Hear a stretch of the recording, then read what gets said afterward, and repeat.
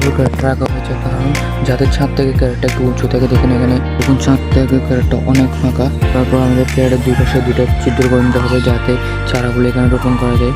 মাঝখানে এরকম পার্টিশন রাখতে হবে একটা। তারপর চারাগুলোকে নিলাম। চারাগুলো কিন্তু একদম সিধা করে কাটতে হবে, বরাবর এরকম এভাবে কেটে নিতে হবে আমাদের মতো করে, যাতে মাটিগুলো ভেঙে না যায়। এইরকম গোড়ার মাটিগুলো ভেঙে গেলে চারাটা আর উঠবে না। তো এখন আমরা চারাগুলো রোপণ করে দিচ্ছি। তো এখানে ঘাটটা যেগুলো দেখতে পাচ্ছেন, এখানে কিন্তু এখন আমরা মাটি ভরাট করে দেবো আস্তে আস্তে। দেখুন এরকমভাবে দুটো চারা রোপণ করে দিতে হবে। এরকমভাবে আমরা চারা দুটো রোপণ করে ফেলছি। একটু গোড়া এগুলো চেপে দিতে হবে, এরকম প্রতিনিয়ত